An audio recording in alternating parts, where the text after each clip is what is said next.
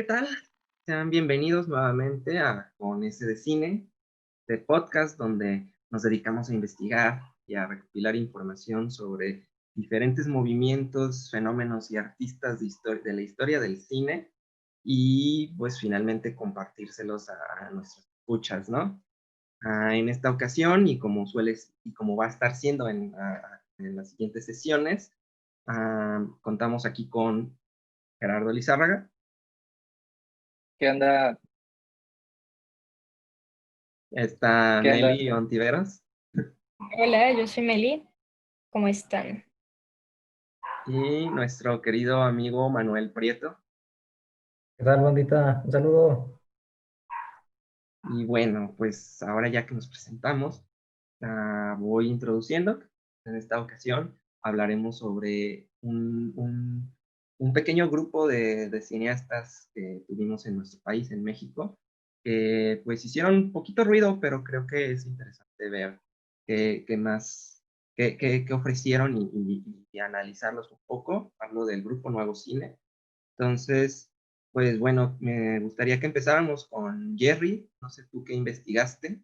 Pues hola, yo soy Jerry y pues lo que yo investigué se trata del Grupo Nuevo de Cine, que fue una revista que salió que salió a los primeros principios de los 60 cuando lo que le llaman que apareció una crisis en el cine, porque en el momento se empezó a regularizar muchísimo más como la creación artística pues de los directores y se empezó como les empezaron a poner muchísimas más reglas a los creadores en el momento.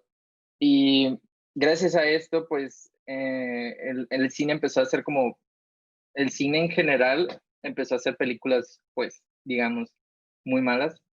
Y, y por eso se formó la revista del Grupo Nuevo de Cine, que, que ellos al parecer les gustaba muchísimo el cine mexicano y ellos creían que si el cine es criticado, o sea, si la fortaleza de la crítica sirve para fortalecer el cine en general. Entonces funcionaba como, como porras a los directores del momento. Y como que esta era la misión que tenían los miembros del grupo Nuevo Cine Mexicano. Y pues muchos de ellos pues eran completamente mexicanos, pero en el momento también pues México recibía muchos refugiados de España, de la Guerra Civil, y pues algunos de esos españoles se unieron al grupo de Nuevo Cine. Los miembros se llaman José de la Colina, Rafael Corquidi, Salvador Elizondo, Gabriel Ramírez, JM García Scott, Emilio García Riera, JL González de León, José María Sbert, Heriberto Lafed, Carlos Monsiváis, y Carlos Julio Monsiváis. Pliego. ¿Monsiváis? Carlos ¿Cómo? Monsiváis es un escritor originalmente, pero Ajá, pues en cine también tuvo mucha presencia. sí. Y, pues Julio Pliego, Luis Vicens. Y gracias a esto de cómo empezaron como a limitar tanto a los creadores, eh, em, pues ellos empezaron a ver como este impulso de creadores independientes para contrarrestar esto este cine que estaba saliendo en el momento, que era como bastante aburrido y repetitivo, que era como, pues sí, no era, era como cine basura, como le dicen, pues. Y ellos hablaban muchísimo, comparaban que el cine, se veían mucho reflejados, digamos, en el cine europeo, de la nueva ola de cine francesa que estaba pasando simultáneamente. Y pues ellos decían que hay que ser como el cine europeo, y pues nomás comparaban muchísimo con el cine europeo. Y pues sí, el grupo Nuevo Cine estaba haciendo, pues formó muchísima parte para la formación del CUEC, y pues ya no sé qué decir. No sé si hablar de la película. Yo quería decir sobre... perdón, Jerry. Está bien. Sobre lo que decías de que lo que escribían en la revista, o sea, eran como, creo que, bueno, lo que tú dijiste fue que eran personas que les gustaba mucho el cine mexicano, ¿no? Sí, Pero yo tengo entendido que era al revés, o sea, les disgustaba mucho lo que había en ese momento y ya. entonces hicieron como la revista criticando esto y justo hicieron un manifiesto en el primer número de la revista y escribieron por ahí algo sobre que uno de los motivos por los cuales se juntaban como grupo era para intentar luchar contra la decadencia del cine mexicano, no lo dijeron así, pero pues algo así.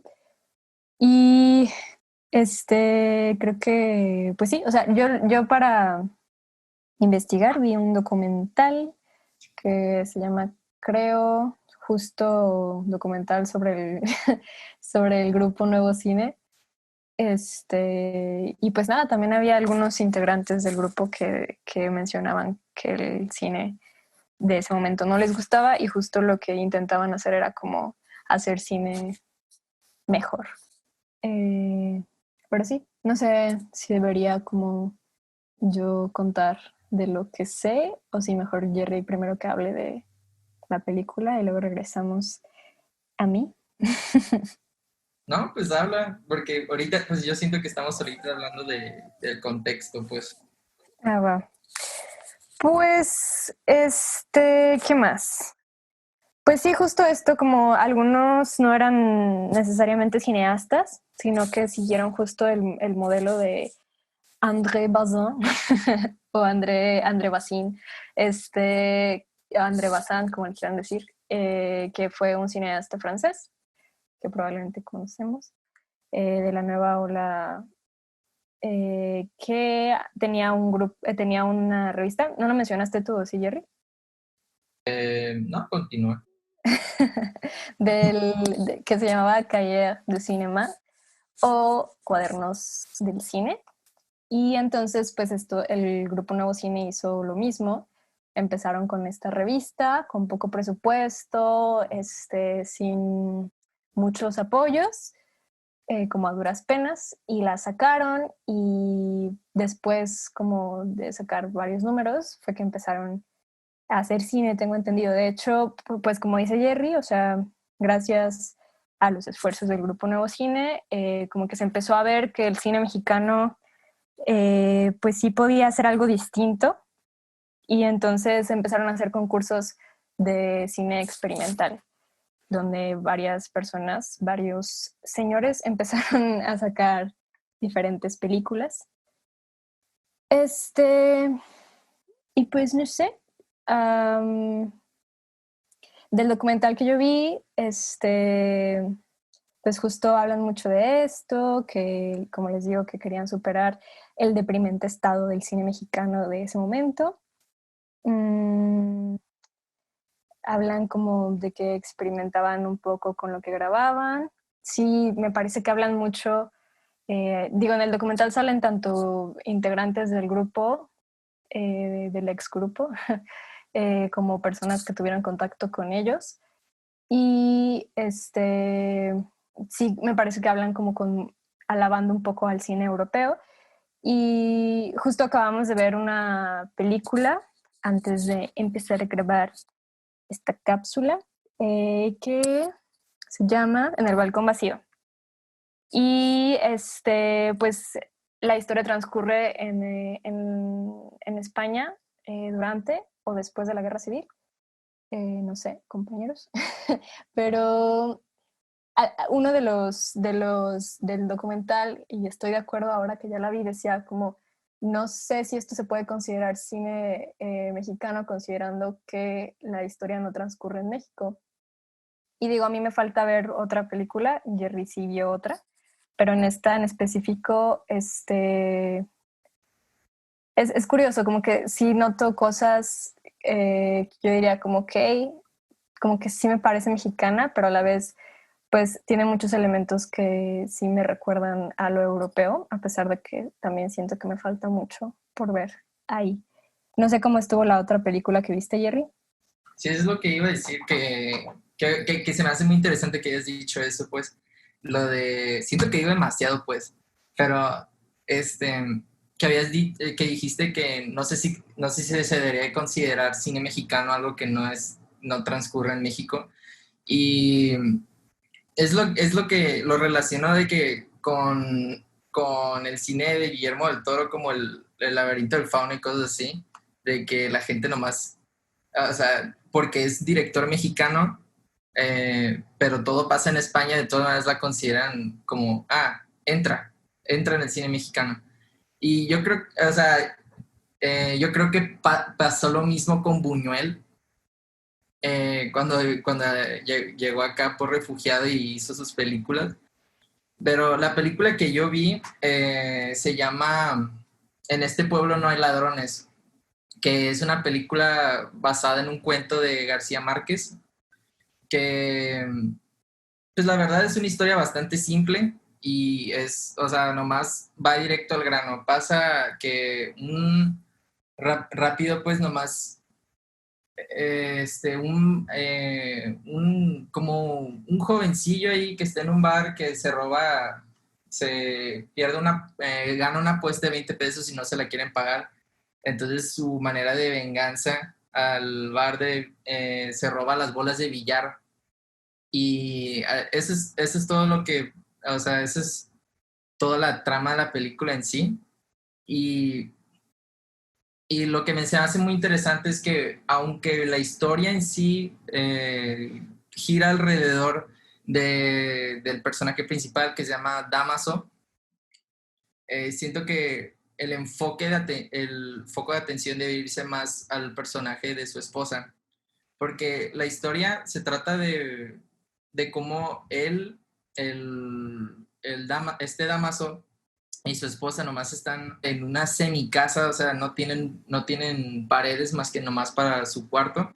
Y el Damaso no trabaja y se levanta, o sea, la película se la pasa, que todo lo que cuando hablan con Damaso siempre es, ¿por qué te levantas hasta hasta la una de la tarde? ¿Por qué te levantas y lo único que haces es arreglarte y te tardas 3 horas? Y habla muchísimo de cómo esta persona pues es terrible, pues el Damaso no es un modelo a seguir para nada, pero la esposa, ella lo adora. Entonces todo el tiempo sí, o sea, siento que estás echándole porras más a la esposa que al hombre porque pues, o sea, él nomás está tomando las peores decisiones posibles, pues que le pone el cuerno y así. En la película, o sea, lo que me gusta muchísimo de esta película pues es que está centrada en su historia y no trata de irse a ningún otro lado, o sea, nomás es como que el director y pues el escritor nomás llegaron a contar la historia o sea, la historia es muy realista, no sé cómo ponerlo así bien en palabras, pero lo vimos también en la otra película, que nomás no se quieren salir demasiado a explorar diferentes emociones en la condición humana, sino nomás a una, creo. Entonces, o sea, en eso la relaciona mucho, pues. Y en este pueblo no hay ladrones, tiene muchas cosas muy interesantes. Y, por ejemplo, la película tiene cameos que siento que nunca había visto en una película viejita. Sale Juan Rulfo, Luis Buñuel, Leonora Carrington, Arturo Ripstein, y también sale García Márquez, y también actúa el director que se llama Alberto Isaac. Y está bien raro porque, o sea, nomás salen, pues nomás están ahí, en verdad es nomás un cameo, pues, y se siente raro como de que Luis Buñuel está ahí, es el sacerdote y está enseñándole a la gente que no debería de robar. Entonces, nomás me imagino como que un día en el set con todas estas figuras del arte mexicano que nomás están ahí agarrando cura y pues nomás están ahí. Tomando de, un cafecito. ajá, de que, Simón, empezamos a grabar a las 5. Y ahí están toda esta raza que, pues, ahora los vemos como figuras históricas en el arte y en el arte mexicano. Y, o sea, por eso me da risa lo de Luis Buñuel, pues que él ni es mexicano, pero como que los mexicanos lo agarramos y hasta le pusimos una estatua en la UNAM, creo. Justamente eso que mencionas de la idealización, bueno, que mencionaron más bien sobre la idealización de la figura europea del cineasta, pues es muy valioso. Bueno, para recapitular un poco, Jerry consultó un texto de dimensión antropológica del INAH que está disponible para cualquier persona y también y de la página cinelatinoamericano.org, mientras que el documental de Meli es por parte de TV UNAM. Buscaremos la forma de que sea accesible para los que nos estén escuchando. Y por otro lado, yo me di en la tarea de consultar pues directamente la revista Nuevo Cine, que también se las vamos a compartir.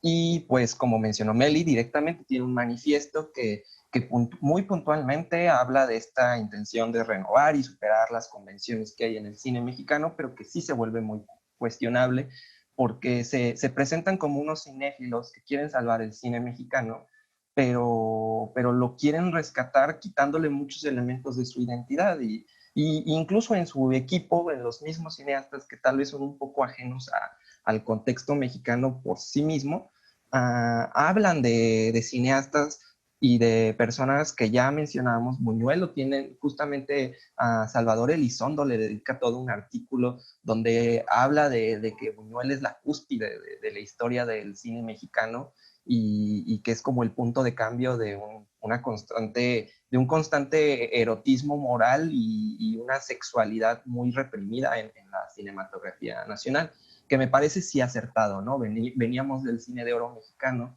donde de alguna forma nos trataron de condicionar a cierto tipo de valores, y a partir de esta entrada del cine europeo, pues sí hay una fuerte ruptura. Pero creo que es muy cuestionable hasta qué punto sí son aportaciones las que llegaron a ser el grupo Nuevo Cine a la cinematografía mexicana por el lado de que terminaron mamando más de un cine europeo y que se puede notar, ¿no? En el balcón vacío, pues justamente hay muchos elementos que vienen de esta experiencia personal. Previamente habíamos hablado de lo juvenil, como que creo que sí se puede sentir y también anclando a lo que mencionó Jerry, a la intelectualidad, ¿no? Finalmente es un cine que se nutre de muchos escritores. Ya habíamos mencionado a Carlos Monsiváis y otros más, Gabriel García Márquez, muchas aportaciones de Ripstein De Juan Rulfo y de también Juan Rulfo. Sí, adaptaron un cuento. justamente. Varios, creo, cuentos. Sí, y finalmente, como quiero hacer énfasis en un punto que este grupo Nuevo Cine, algo que sí podré yo agradecerles, es que trataron de redimir y de reivindicar la visión del cineasta como un artista en lo que sería México, que es más o menos lo mismo que trataron de hacer los de la Nouvelle Vague en Europa, pero fueron muy puntuales en su manifiesto y en su cuarto punto hablan de un desarrollo cultural vinculado tanto a la enseñanza, que creo que es el preámbulo a las escuelas de cine en el país, a los cineclubes como una extensión académica dentro de la disciplina del cine en las universidades. También incentivar a que se creara una cinemateca que posteriormente se concretaría en la Cineteca Nacional, y publicaciones de las que ellos mismos ya se estaban haciendo responsables con la revista, la investigación, por supuesto, y al último punto, que justamente es en el que me gustaría ya ir invitando a mi compañero Manuel Prieto a hablar, es con lo experimental, ¿no? Con los proyectos experimentales, los cortometrajes de esa índole, y creo que también con la intención, o sea, a partir de ahí entraría mucho el personaje de Rulfo como escritor y como actor dentro de algunas películas, bueno, actante más bien, y bajo esa línea, un elemento muy importante del que investigó Prieto por una revista de la Filmoteca de la UNAM, que sería el formato del Super 8, ¿no? Que se vio como la primera forma de democratizar el cine. Entonces, adelante, Preto, quisiéramos escuchar y cómo tú también lo puedes anclar a lo que hemos estado hablando y viendo.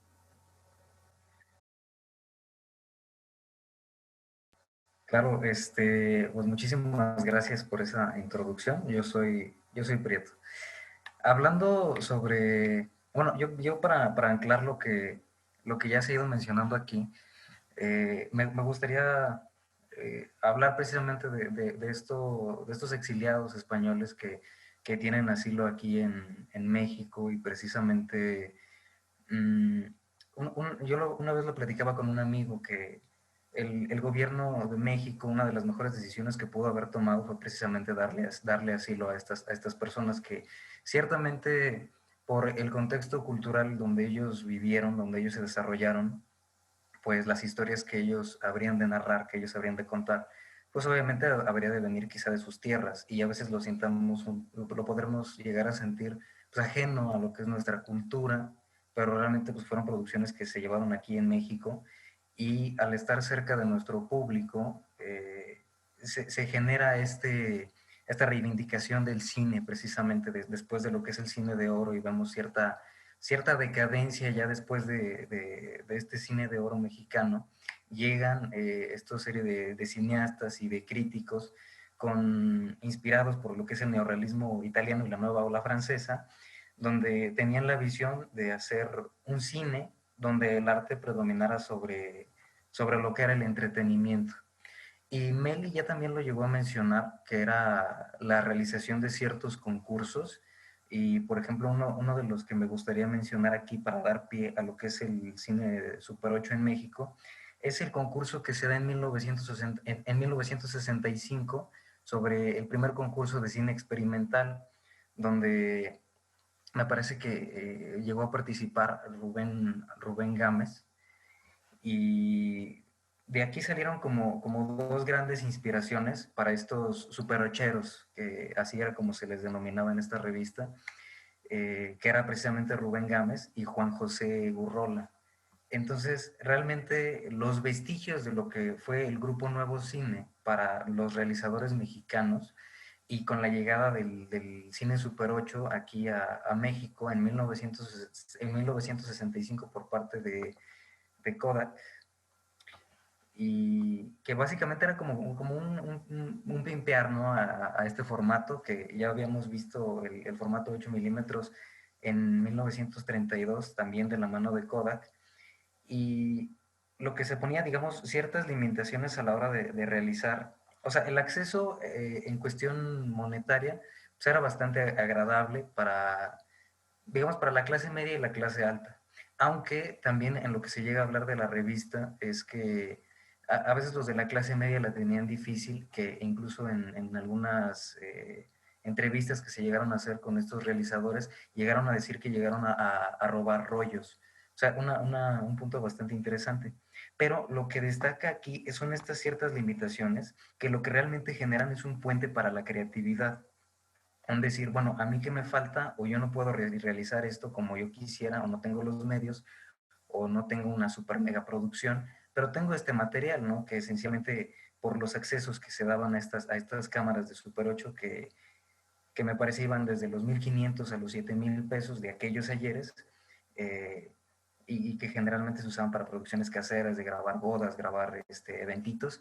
Aquí surgieron estos realizadores, estas pequeñas producciones de cine, donde me gusta resaltar que el cine Super 8 que llegué yo a revisar ostentaba mucho en los jóvenes. Realmente los realizadores eran veinteañeros y eran poquísimos los veteranos, como por ejemplo llegamos a ver con José Agustín, que él era un literato, si era un escritor, pues ella estaba más cascabel, pero eran poquísimos, eran excepcionales los casos donde veíamos estos realizadores que ya tenían cierto alcance o cierto camino. Pero lo importante aquí en estas visiones del cine Super 8 en México es sobre los movimientos estudiantiles. Ya lo tenemos como, por ejemplo, La Matanza de Tlatelolco del 68, o en los 70 con el Jueves de Corpus, o también conocido como El Halconazo, bajo el sexenio de Echeverría. Y básicamente es un romper la camisa y decir, esto es lo que estamos viviendo los jóvenes, bajo estas visiones creativas, donde ellos a veces tenían lo que era la voz en off, porque precisamente una de las limitaciones de las primeras cámaras Super 8 en México era que no permitían grabar el audio a la vez de que se grababa la imagen. Y eran pocos los que, digamos, doblaban sus propias películas, y aquí era donde se abrían estas experimentaciones.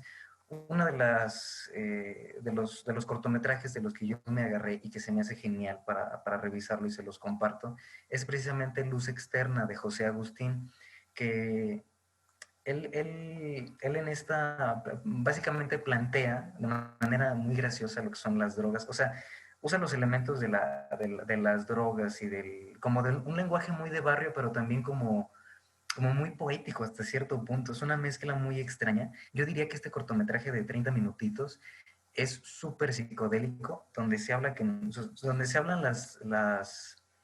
como las memorias de nuestro protagonista que tiene con su novia, ¿no? Y es una producción muy interesante donde se llega a ver toda esta onda de lo experimental, donde de repente el cuate voltea a ver la cara de su novia y su novia empieza a gritar de la nada y te ponen una imagen de un diablo, ¿no?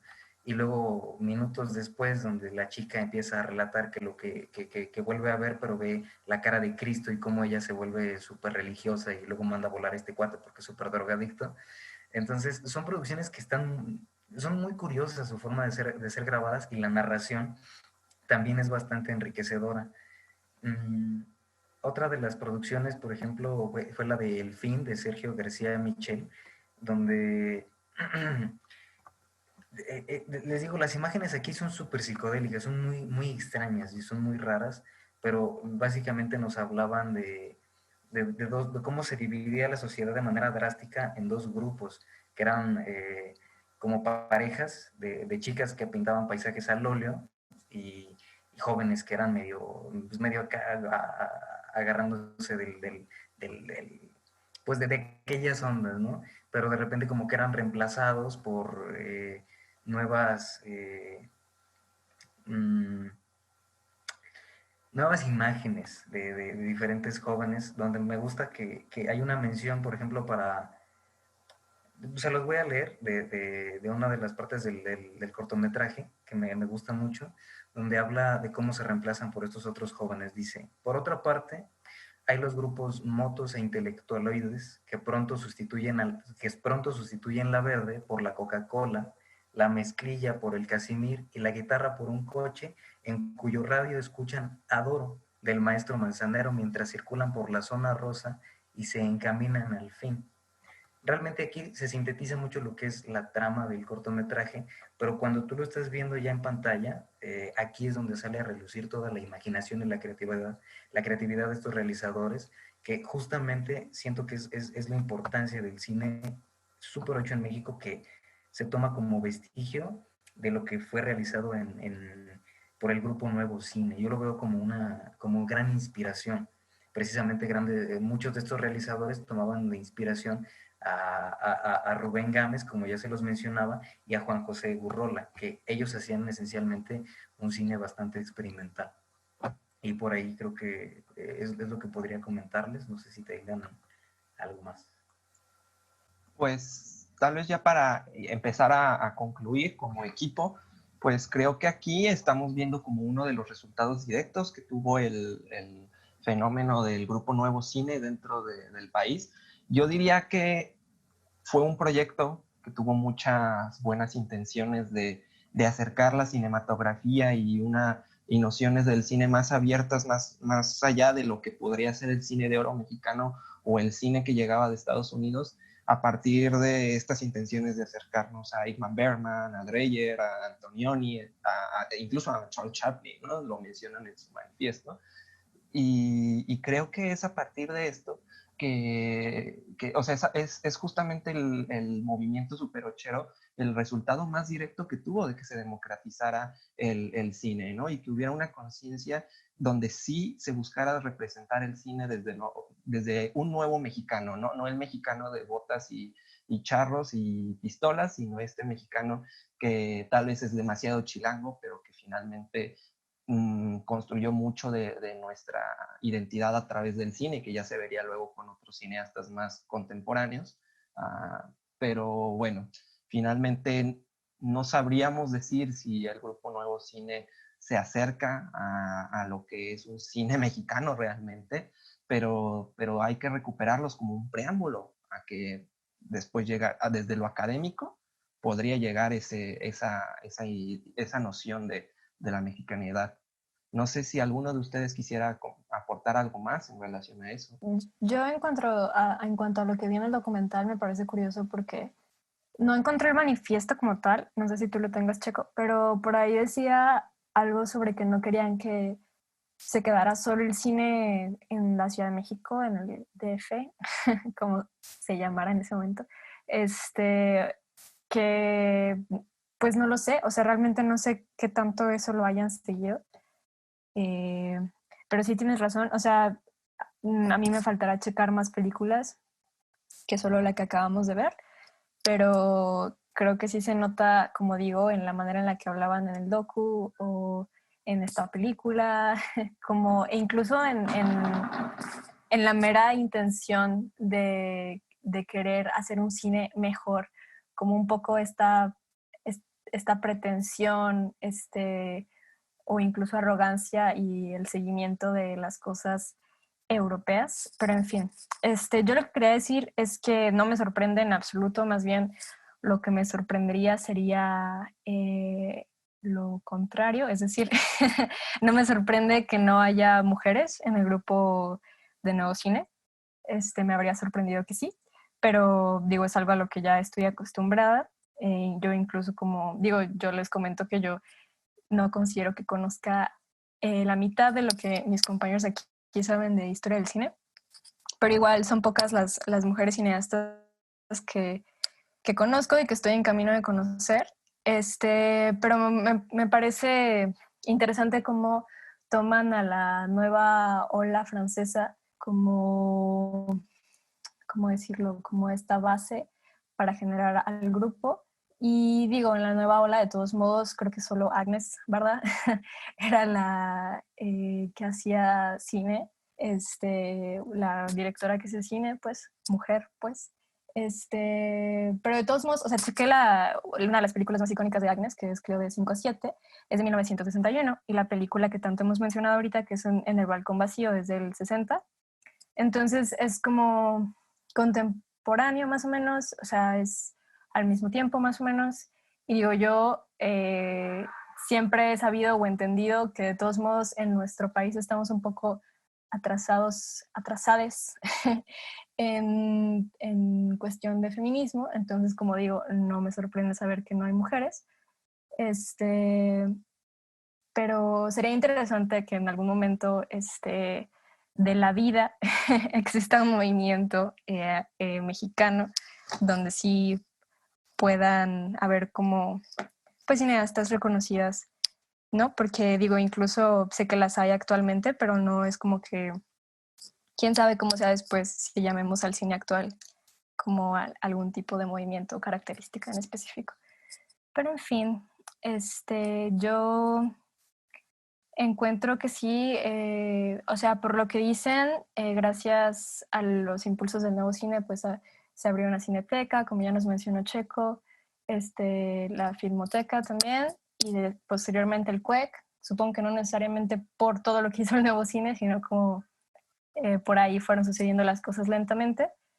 Me gustaría revisar más películas para dar como un veredicto, ¿cómo se dice? Como una opinión más formada de si me gusta o no, pero pues por lo pronto es interesante conocer qué se hizo en esa época.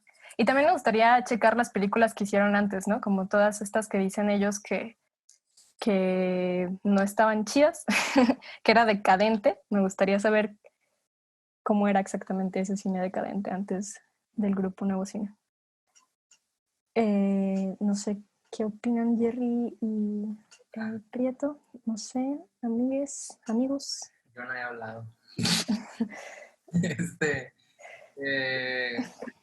La verdad, lo que más se me queda de haber investigado todo esto es como siempre es muy bonito pues investigar cómo cada movimiento o sea, se define por algo y siento que este grupo, esto nuevo cine mexicano le queda el ser mexicano porque siento que nada realmente es originario de México, como todo lo que, muchísimas de las cosas que nos encantan de México, que sentimos que son mexicanas, pues normalmente vienen, o sea, en realidad son amalgamas de diferentes culturas, pues la banda es alemana, la lucha libre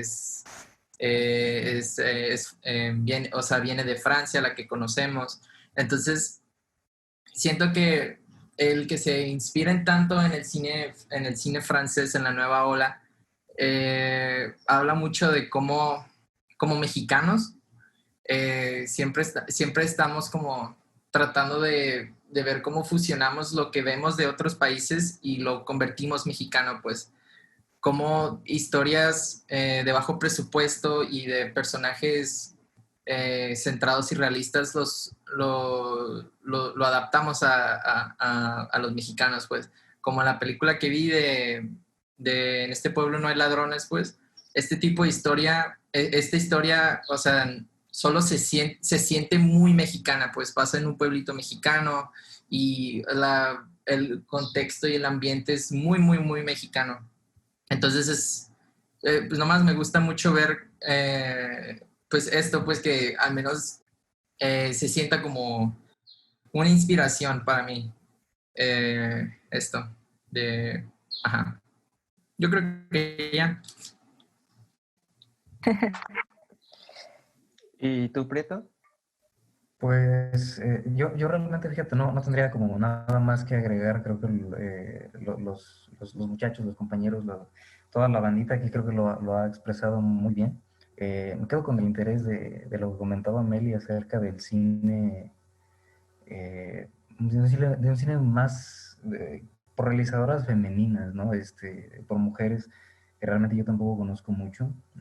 Más allá de lo que me han platicado aquí, pues sería interesante ver o revisar si acaso ahí en el registro ya tenemos algo y no lo estamos viendo, nomás hay que escarbarle, pero si no lo hay, pues ¿por qué no hacerlo? ¿No? Creo que esa es la ventana de bienvenida, pues, que se haga. Algo que estaba viendo es, bueno, no sé quién de ustedes lo mencionó sobre, de nuevo, la película que hemos estado mencionando, En el balcón vacío, que fue, creo que fue Justo Prieto que dijo que fue es como, está basado en la historia de la esposa del director. Así es. Y según un artículo que leí, no, creo que fue cuando busqué la película, cuando busqué de cuándo salió, pone a esta esposa, supongo, María Luisa Helio, como la co-guionista. Entonces ahí está, o sea, me parece muy interesante cómo, pues la historia está basada en, pues justo la historia de una mujer y el personaje protagonista es una mujer, digo, así sucede mucho, ¿no? Como se cuentan historias de mujeres, pero terminan teniendo como la batuta los hombres, y pues bueno, esperamos que haya una ruptura, ya está habiendo una ruptura de eso, pero pues aparentemente todavía no lo había en los 60s, ¿no? Aunque fuera una historia de una mujer, pues terminaba siendo contada por un vato. Pero en fin, no sé de qué otra cosa quieren hablar. Bueno, más bien ya, pues creo que esto Sí. es como un cierre, pero más como un cierre es una invitación finalmente. Definitivamente llegarían mujeres realizadoras ya a un par de décadas, o sea, ya no faltarían muchos años para que llegaran mujeres realizadoras a la industria, pero Nice. justamente creo que puede ser otro tema de investigación para otro conversatorio, otro podcast que hagamos. Y pues la idea de esto no es que hayamos cerrado el tema, sino que sea un abanico que se abra para todos, para que sigamos viendo más de estas películas, sigamos investigando más como comunidad estudiantil, académica, juvenil, cinéfila. Y bajo esa línea, pues no me queda más que pues haber agradecido mucho a Jerry, Mel y Prieto por haber estado en esta ocasión. Y pues no sé si quieran también ya como despedirse por por esta ocasión. Y ya sería para vernos la próxima semana para hablar de más cine. Pues yo creo que deberíamos de hacer promoción al próximo tema que vamos a investigar, ¿no? Pues está bien. Pues en sí vamos a analizar pues el cine Mumblecore. Entonces ahí iremos viendo un poco de qué implicaciones tiene. Sabemos que Noah Baumbach sale de este movimiento y que pues fue algo que giró más en torno a Estados Unidos. Nos vamos a mover del México de los 60s a un Estados Unidos un poquito más moderno y más contemporáneo a nosotros. Y pues ya iremos diciéndoles qué contenidos, qué libros, qué textos, qué audiovisuales consultamos para traerles este conversatorio. Bueno, muchas gracias a todos los que nos están escuchando. Gracias a ustedes también, compañeros. Esperemos que Aranza nos pueda acompañar en el próximo episodio. Sí. Sale. Bueno, pues adiós. Gracias. Adiós. Bye.